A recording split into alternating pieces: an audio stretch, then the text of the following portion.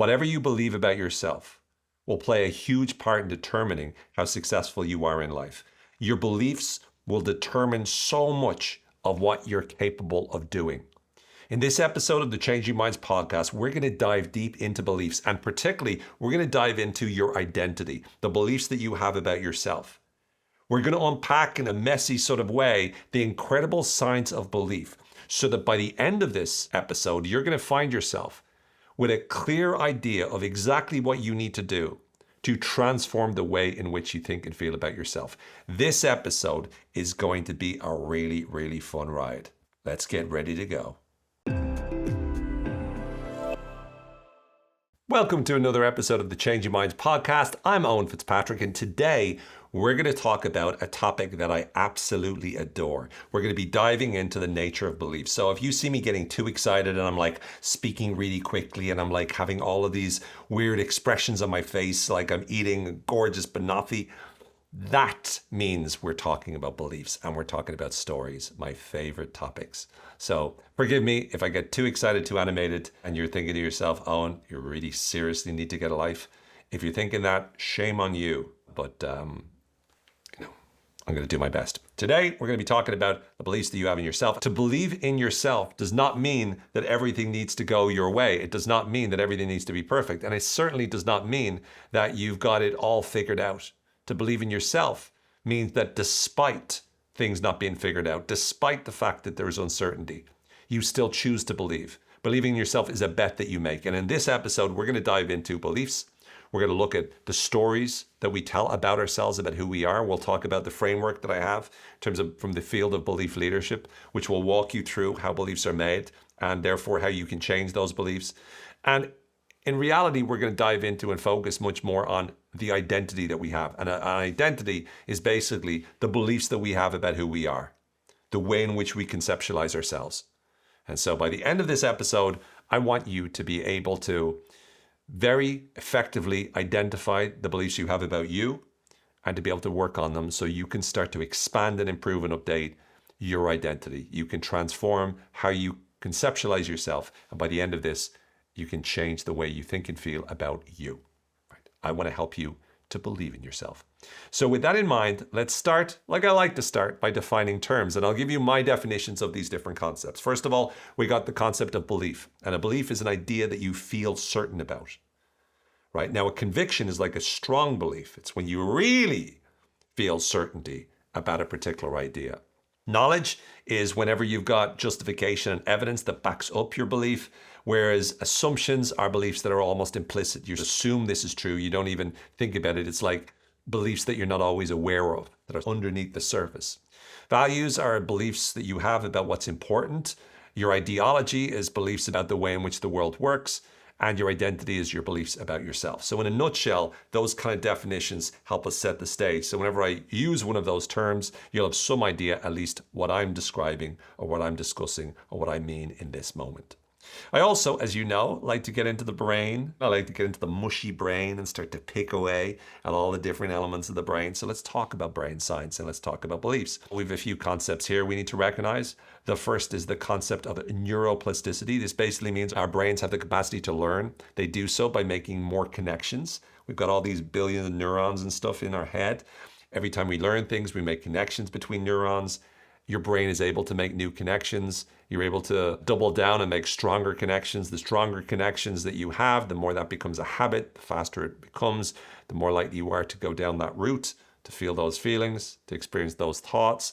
So neuroplasticity is that your brain has the capacity to learn. And so why this matters when it comes to beliefs is that if you change your belief, what you're effectively doing is changing the neural pathway. So instead of going down one route, instead of making assumptions in one direction, you now are able to make different assumptions and have different beliefs and different perspectives. You're literally building a new reality in your mind, and you're doing so by creating new neural pathways. Now, how do you do that? You do that by the process of neuroplasticity. How do you trigger neuroplasticity to occur? Well, this is through some of the chemicals involved in neuroplasticity. Chemicals like serotonin, chemicals like dopamine, chemicals like cortisol, or even noradrenaline. These are the kinds of chemicals that are involved and certainly play a part in the neuroplasticity that we trigger and our abilities are the ability of our brains to be able to make new connections. So dopamine is obviously something that is related to the anticipation of reward.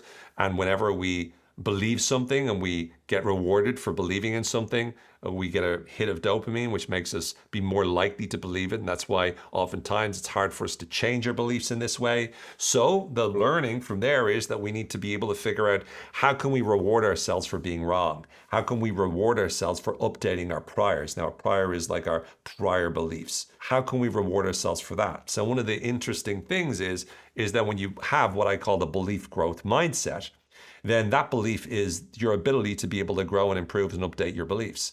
If you believe that you can update your beliefs, and in fact that's a good thing, then you're more likely to trigger the release of dopamine whenever you make changes, and that in turn will help increase your neuroplasticity as well. So that's just a simple example of that.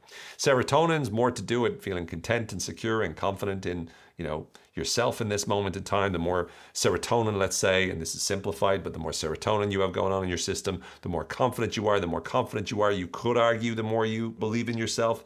And then cortisol is obviously whenever you're stressed, whenever your attention is your body's trying to get your attention for some reason. It's a normal, natural hormone. But if you do experience it a lot and consistently, it can be bad for you. That's what we call stress.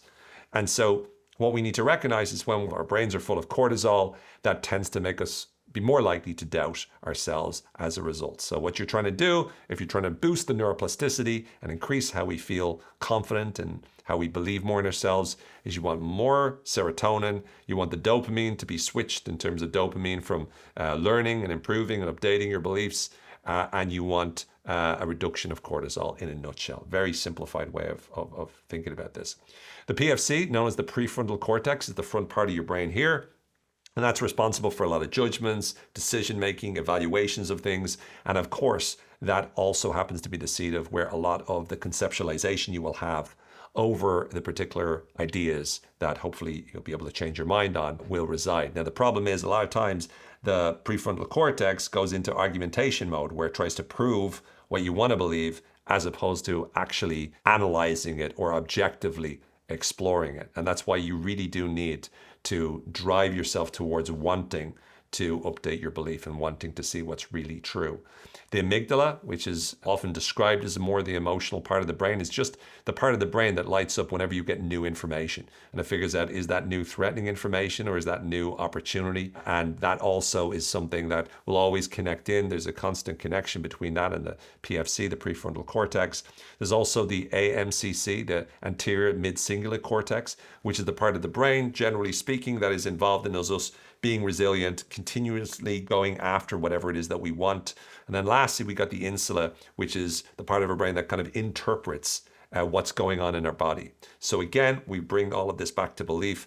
If you have the amygdala, when the amygdala is responding to, for example, new information and is not warning us and saying this is dangerous, and instead we're able to transform the way in which we respond to any of these stressors, that helps us to build our confidence and helps us to have more self-belief in those situations. Whenever we're able to interpret what's going on, let's say instead of interpreting as nervous, we're able to interpret as excitement. That's also something that can provide us with more self-belief. And then the MCC, if we are working on doing things that we know we need to do, and we see that the more we do things that are hard, but yet lead us eventually to where we need to get to, the more that part of our brain actually gets bigger and is better for us, the more that can also help us continuously grow. The more resilient you are, the more you can deal with whatever challenges you face, the more likely you are to actually be confident. So if everything I just said there is like, Owen, I lost you at dopamine, then sorry, but hopefully this makes sense. And if it doesn't, well, we're past that part of the episode. Now you're into the fun stuff. No more neuroscience for you. Two types of beliefs we have. We got the core beliefs and we got emotional beliefs. A core belief is when you're like, it's like you believe in gravity. That's a core belief. This is definitely true. I believe my family loves me. You're short. This is a solid table. You know it. An emotional belief is you believe it because of the way you feel. So someone says something nasty to you. They say, Owen, you're such a loser and you're not as good looking as you think you are. And then I feel, oh, I'm not as good looking as I feel I am. And then I start to feel bad. And then I believe, you know what? I don't think I am as good looking. I'm ugly. I'm terrible. I'm not attractive. And that's an emotional belief. It's not necessarily true. It's just, I feel this way, therefore I believe it. It might start out as a doubt, but then your brain starts to go, and the inner lawyer will start to go and go, oh, that person's not the only person who said it. This other person said it. This other person said it. This other person said it. Before you know it, you get all this evidence to prove that you are in fact a loser. You're pathetic and whatnot. And remember the inner voices stuff. We've done another episode that you can check out on the inner voices. But suffice to say that the convictions that we can hold about ourselves can often be emotionally triggered when you're in this mode. It's like when you're depressed, you don't think negatively. When you're depressed, you believe negatively, because the negative frame of mind, the negative emotional state that you get into triggers that reality, that worldview, that identity for yourself. And that's a really important thing to know. So when we need to work on our identity or develop or cultivate self-belief, we need to realize that part of that will be the way in which we feel.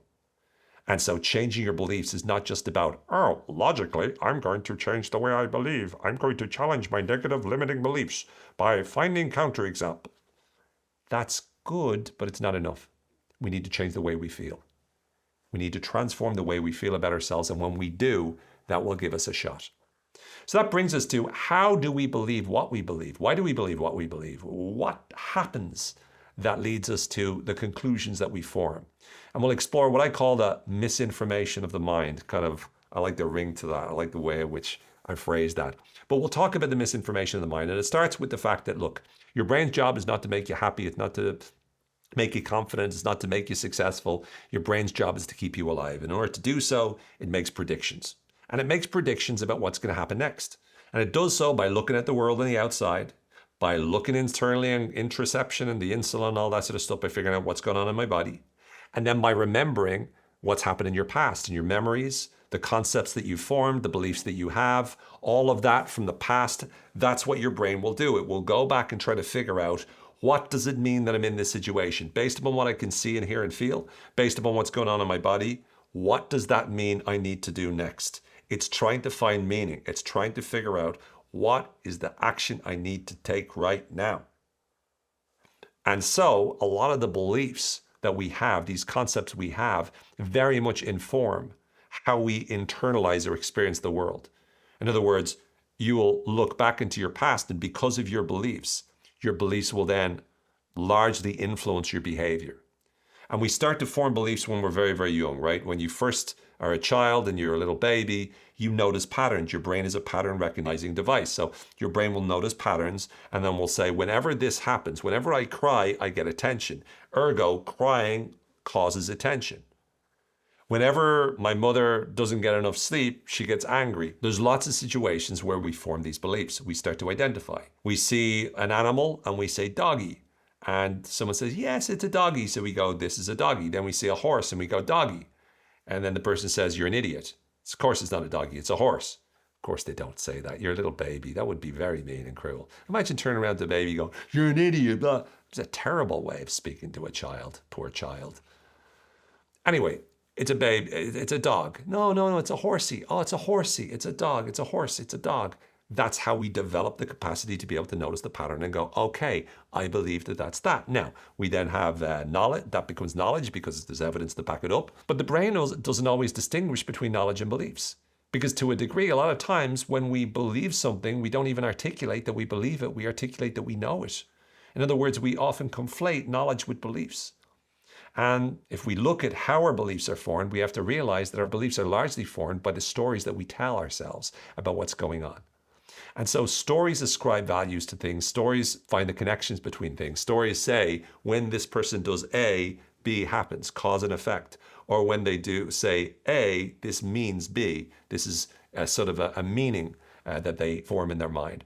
So we tell stories and we make sense of the world. And as we do, stories then create beliefs. So our beliefs are made up of stories. But our stories are also made up of beliefs, because then once we form a story, there's actually a number of beliefs that underlie that story. So when you tell yourself a story about what's happening, inside of that, there are certain values. So if I say my friend Mike was really angry at me, therefore he ignored my phone calls, the story I'm telling you is, or the story I'm telling myself rather, is a story that's building the belief that Mike is pissed off with me. But at the same time, inside of that lies the beliefs like, if a person doesn't respond to your text, it means this. So stories are made up of beliefs are made up of stories.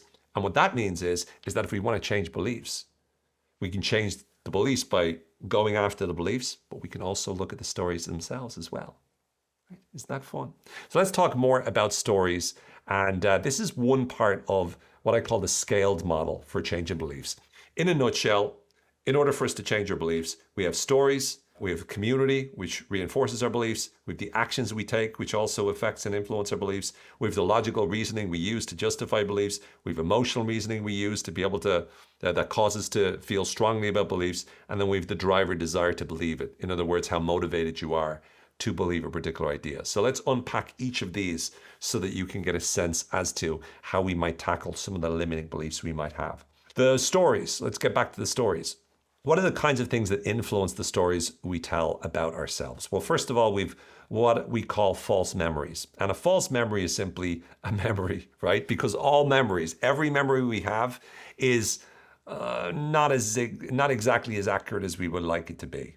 The research out there, the data out there suggests that we just do not have nearly as accurate a memory as we think. In fact, the overwhelming majority of our memories are more fiction than fact. We tend to remember things very differently than we experienced them.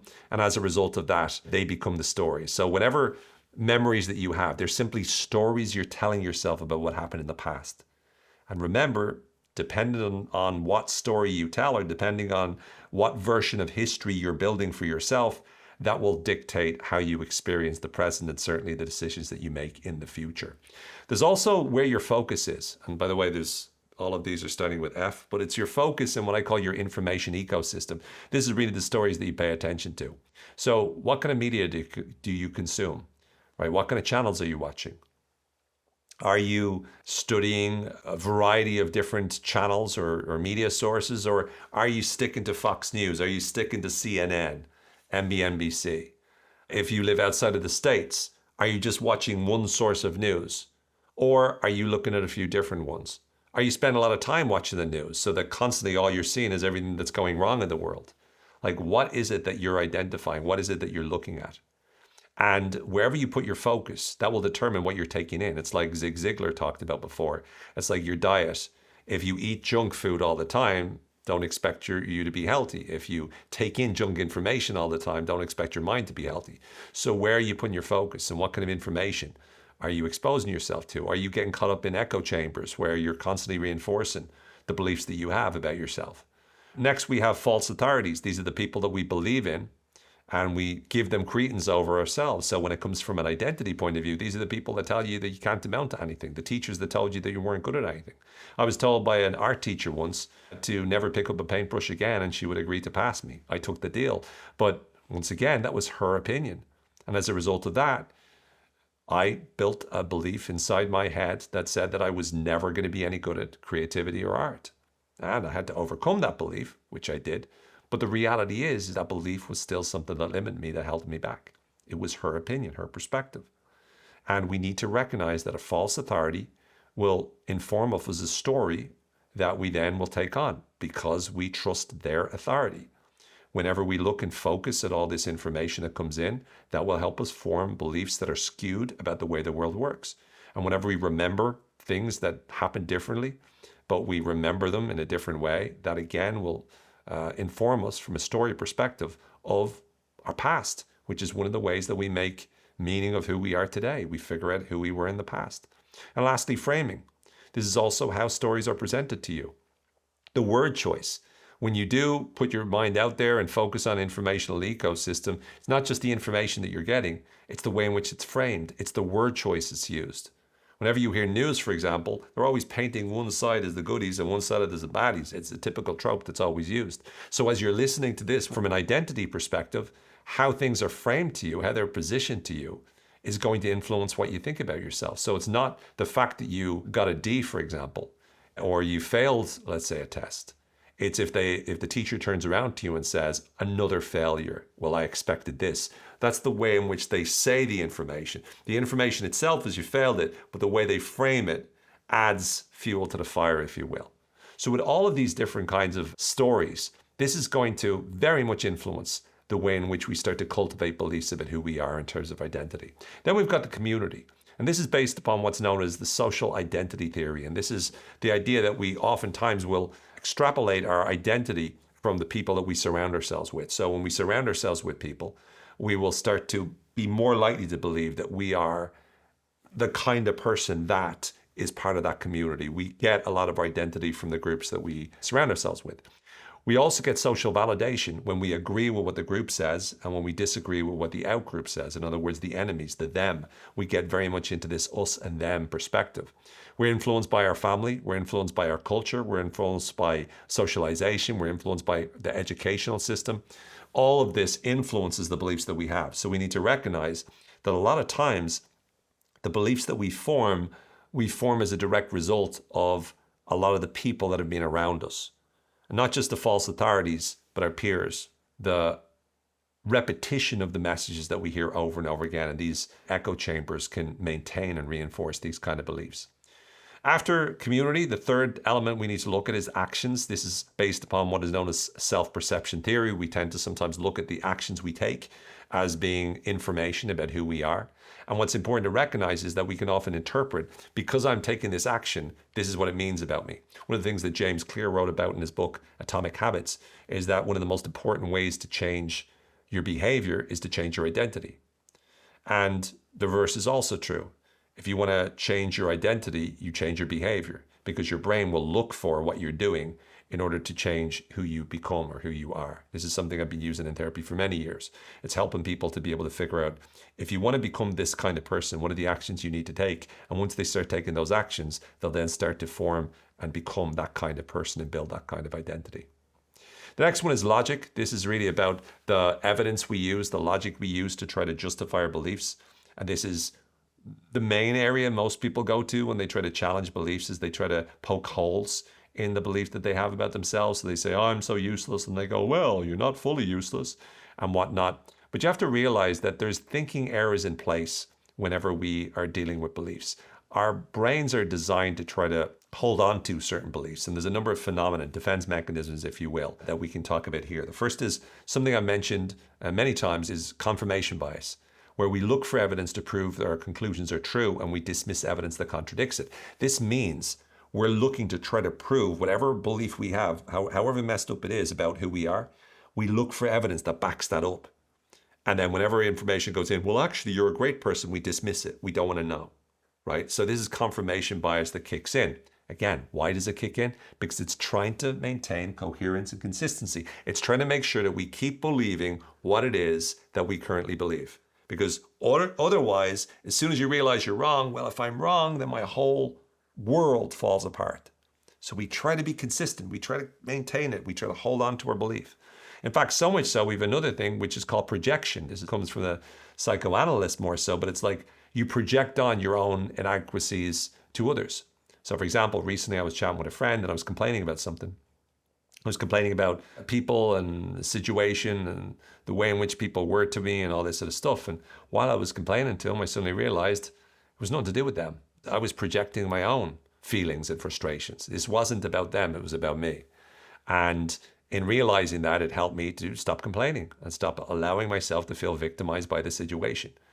This notion of it's not me, it's you. And that's projection in action. There's also reasoning skills. Oftentimes, we tend to, because of confirmation bias, we tend to be very sophisticated and having our inner lawyer prove why we will never amount to anything, why we're not capable, why, look at all this evidence, look at this, look at that, look at the other. And we can reason really, really well, but it doesn't make us right. Just because you're able to win a debate doesn't make you right. It just means you're able to win a debate. I know very skilled debaters, they're very sophisticated with great reasoning skills, but they use it for the wrong reasons. They use it to be able to win debates, even if in the back of their mind they know that they're not as honest with themselves as they could be. And then tribal narratives, this notion of us, them, the polarization that's happening in society, that is something that immediately means that oftentimes from an us versus them perspective, we don't even logicalize things. We don't even give things enough of a reason. We believe something because that's what we believe, and we don't want to believe what they believe. Kind of harps back to that community notion. The next one is emotion, and that is the fact that we live in, I suppose a good way to describe this is what's known as affective reality, AFFECTIVE. Affective reality is that this is the reality that we cultivate where our emotions are dictating how we're experiencing reality. So we feel as we are. So let's say you haven't eaten, you experience what we call hangry, you're now agitated, and you're seeing the world from an agitated lens. So something that wouldn't have pissed you off on a different day, because you're hungry, because you're agitated, you're more pissed off. And that's an example of this notion of affective reality. Why that matters is because if you think about it, if you're experiencing the world and your feelings are influencing the way you experience it, you still will form beliefs when you feel that way.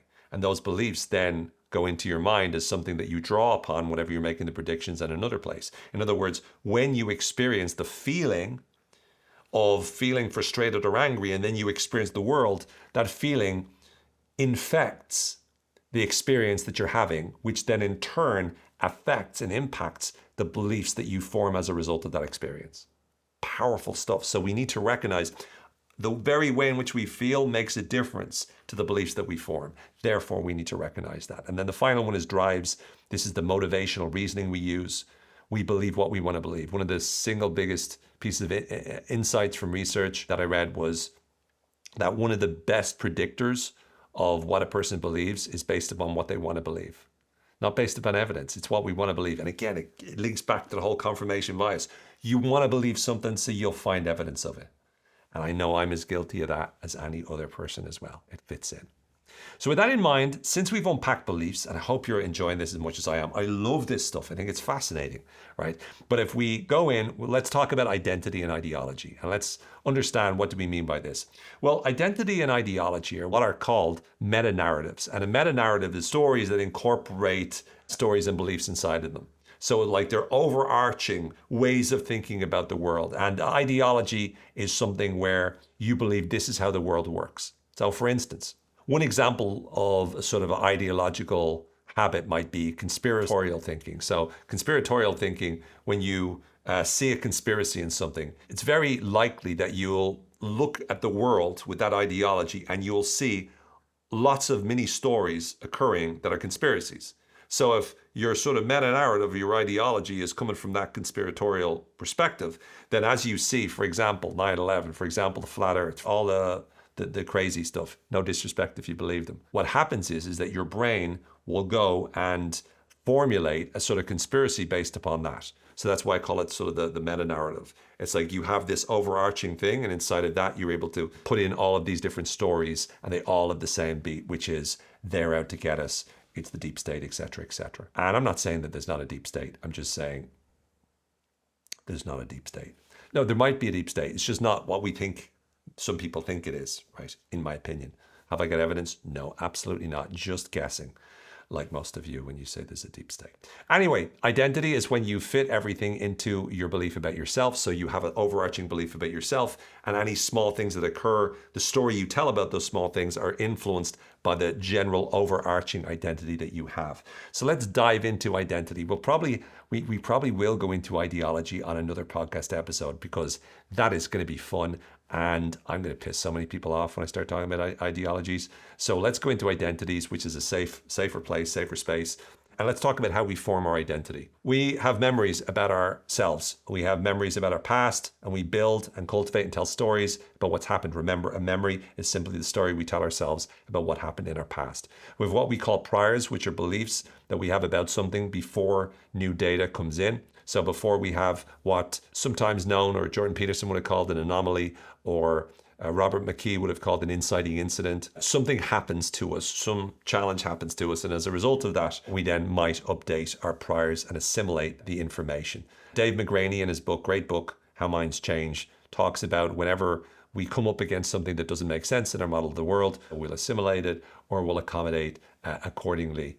And as a result of that, minds can change, because we have to either figure out how this fits in, or if not, we have to revise and update our priors as it's known. We do tell ourselves stories about who we are, about why we are the way we are, about where we're going, who we're becoming. And there's a couple of concepts by a guy called James Marcia, where he talks about what's known as, or what he calls, identity foreclosure. It's one of the stages of identity, as he calls it. And identity foreclosure is whenever your identity is formed based upon the community you're a part of. So it's almost like you grow up and you allow society to determine your identity. So everyone is telling you the kind of person you are, and as a result of that sort of foreclosed, you become that kind of person. He then says that there's also what he calls an identity moratorium. And this is whenever you're in a situation where you're stuck without an identity. This is like a phase where it's like you have to redefine yourself. Whenever, for example, you've got a midlife crisis, that's kind of an identity moratorium. Who am I? Oh my goodness, it's the second part of my life. What am I going to do? I don't know what I'm going to do. Maybe I should just move to America and start doing that.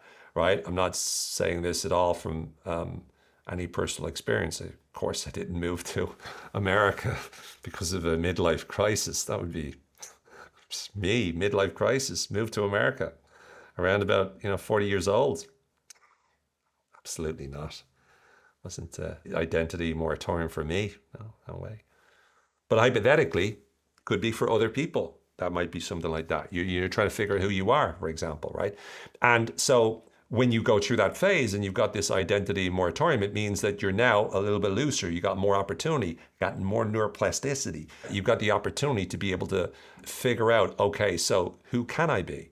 As opposed to falling for this notion that you have to be a certain way because this is who you've been in the past. And I think it's important to see this. I mean, the ultimate thing is identity achievement. And James Marcia sort of talks about moratorium, the identity moratorium as being a good thing. So in order for us to be able to figure out, so what can we actually do? Like, what am I recommending based upon all of this sort of jazz? The first thing is building belief flexibility. It's having this belief growth mindset that I mentioned earlier, realizing that updating and changing your beliefs is a good thing. If you can change your beliefs, yay. If you don't change your beliefs, boo. That's the way in which I want you to, obviously more sophisticated than that, but I want you to think about changing your beliefs in that way. And building belief flexibility is realizing, number one, it's okay to be wrong. It's okay if you get things wrong. In fact, being wrong is a good thing. So many people are like, oh, yeah, this is definitely true. Okay. And your certainty is exactly what's going to limit you, because the more certain you are, the more problematic it will be for you. One of the things I pride myself in is I'm pretty good at admitting when I'm wrong. And I get lots of practice because I'm wrong a lot, which is a good thing. See, you're immediately saying, oh, you're wrong a lot. That's a bad. No, it's a good thing, because the more wrong you are, the more you learn lessons. The trick is not to be wrong about the same thing over and over again in the same way. It's okay to own up about failures. It's okay to be okay or feel okay about the fact that you failed. And it's okay to feel bad about the fact that you failed. But what's not okay is avoiding failure. What's not okay is avoiding growth. What's not okay is sticking to your guns and denying any sort of anomaly or any sort of event that challenges your certainty. You need to be open to it. And remember more than anything that it's okay to be in the middle. You don't have to go on the left. You don't have to go on the right. You don't have to be like in the black or white. You can be in the middle. You don't have to agree with everything this side says. And this is, like, if I'm saying the most important thing, not to do with identity, we just paused on that for a second, just in terms of one of my rants. You need to be okay with being in the middle. It's okay to have a complex view of things. It's okay to believe what's right and what's wrong, and not to jump on one side and believe every single thing that this person says. If you're not with us, you're against us. If you don't do this, you're that. It's okay not to live in that world. Come with me. Come with me to the cult of the middle, where our response to most things is, it's complicated. It's hard for our brains because we like the certainty of the yes, no. We like that, but it's not healthy. It's not good for us. To be better. And remember, it's just a story. Your identity is just a story. Even if you think you don't know who you are, you're just telling yourself a story. The question is, what's the story? And is it useful? Not is it true, but is it useful? Now, other people will turn around and say, yeah, it's honesty. You need to be true. At the end of the day, I'm not saying that there's no such thing as truth. What I am saying is that just because there's such thing as truth doesn't mean that we're always right about it, just because we think we are, just because we feel it is. All it is a belief. A belief is an idea you feel certain about, so you think it's true. Anyhow, once you've built some belief flexibility, the next is redefining your identity. And this means Trusting in your worth and potential. You see, so often people say, well, if I ask you what's your identity, you might answer me, well, my identity is I am this person. And I would argue that you are not who you think you are. You are everything that you could possibly become at your absolute best. In other words, your belief, to believe in something, to believe in yourself, is your belief in the potential of something. And that's what I think we need to change in terms of when we think about defining identity is we need to realize your identity can be everything. Like if I ask you who you are and you say, I am a psychologist, for example, then that's a statement you're making. There's a million things you're not telling me at this moment in time. There's a million things outside of your awareness. In NLP, we talk about deletion, distortion, and generalization. When we communicate with someone, we delete information, we distort information, and we generalize so we can have a coherent conversation. If you say, how are you? And I say, well, let me tell you. And I spend like 16 weeks telling you about exactly every single physical and emotional thing that's going through my mind. And trust me, there's a lot of mad stuff going inside my head. But if I tell you all of that, then I'm not going to have very many conversations. So when you ask me, how are you? I say, grand, fine, happy, good, whatever it is that I do. But that's deleting information, distorting information, and generalizing information. And so when we ask, who are you? We're naturally, by our response, ignoring a lot of the map of who we are. So who are we? We are so much more than we say that we are. But we're also so much more than we think that we are. Because how many times have you been wrong about what was possible for you? And so what this leads me to is your identity and who you are is everything you can possibly become. And you don't even know that. So the only way to be able to figure that out is by going for more things, challenging yourself more, exploring it, betting on yourself, and deciding you're going to go for it. And that's believing in yourself. When you believe in God, when you believe in gravity, when you believe in something, you're believing in the existence of that. You're believing in the potential of that. And that's what we need to do when we believe in ourselves. We need to believe in the potential of ourselves, not just believe in who we are now, believe in who we can be. And when you do that, your life transforms. The third step is, and really this comes down to answering the questions, what could you be? And then what would lead you to being that kind of person? Again, what could you be? And what would lead you to becoming that kind of person? The third step is to be able to do what I call the self-belief audit. And the self-belief audit is answering the following questions in a way, and it really is the overall encompassing one is who are you and who could you be, right? But it's what groups are you a part of? And that's part of our identities, the groups we're a part of, our family, community, groups, culture. So what groups are you a part of? And what groups could you be a part of? What actions do you take? What habits do you have? And what habits could you have? Right? There's a difference between what you do versus what you could do. How do you look? What do you look like? And how could you look?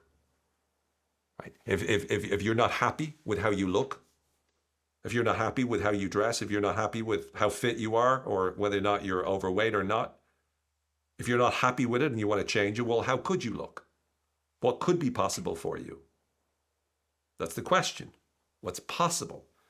As opposed to assuming that however you are today is just who you are. The next one would be, how can you improve your personality? People are like, oh, your personality's fixed. No, it's not. The belief growth mindset, the growth mindset. You can improve things if you work at them. You can become more diligent. You can become more conscientious. It might not come natural to you, but you can work on it. You can build the neural pathways, but it has to be important enough to do so. Next, what are you good at? What could you be good at? What are you good at? And what could you be good at? What skills? What knowledge do you have? What knowledge could you have? What is it that you want to achieve?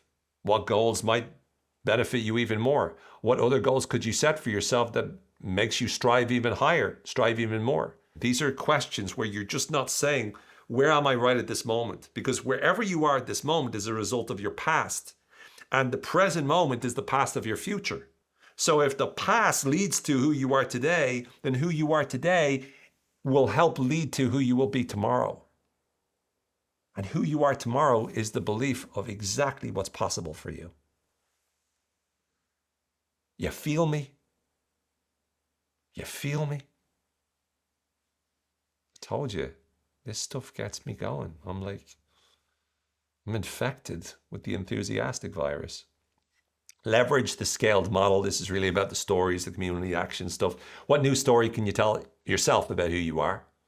What community can you surround yourself in, information ecosystems can you surround yourself with to sort of maintain that identity? If you want to be like more positive, then stop watching the news and murder mysteries at nighttime.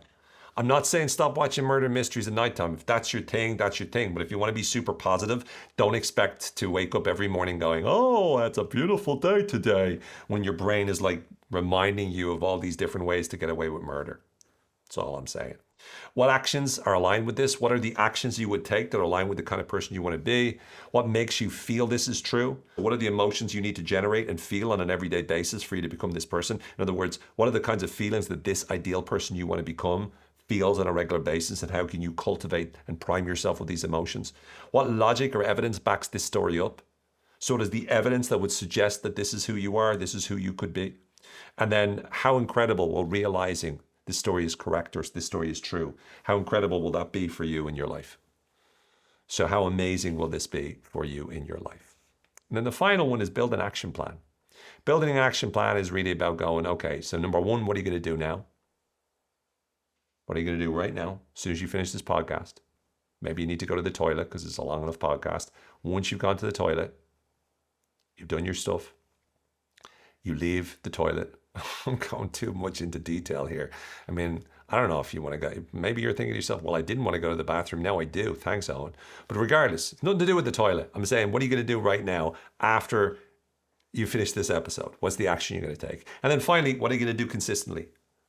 What are you going to start to do to become the kind of person you want to be? You see, believing in yourself is about deciding you're going to bet on yourself and you're going to do everything you can to become everything that is possible for you to be. And that's my message for today. I don't care what situation you're going through. I don't care how difficult it is. You have the capacity and ability to make changes in your life and changes in your existence. And it doesn't mean it'll be easy. And it doesn't mean it'll be easier for you than anybody else. It might be harder for you than most people. But if we recognize that it's just a story, it's just a story you tell yourself, then you'll realize it's time for you to tell yourself a new story. And that story is of you as the hero in the story, overcoming the adversity and the challenges in life and deciding, today, I'm going to step up and be everything I can be. And I hope this podcast helps you. Please share, subscribe, tell lots of people. Please go to owenfitzpatrick.com/newsletter and sign up for my weekly newsletter. It's free and it's very much aligned with this podcast. It'll help make sure that I'm constantly in your DMs or messages or email, and you'll say, oh, there's his name again. And keep listening to the podcast and tell people about it. Like, share, spread the word. So please do recommend, and take care, be well, believe better, believe in yourself more.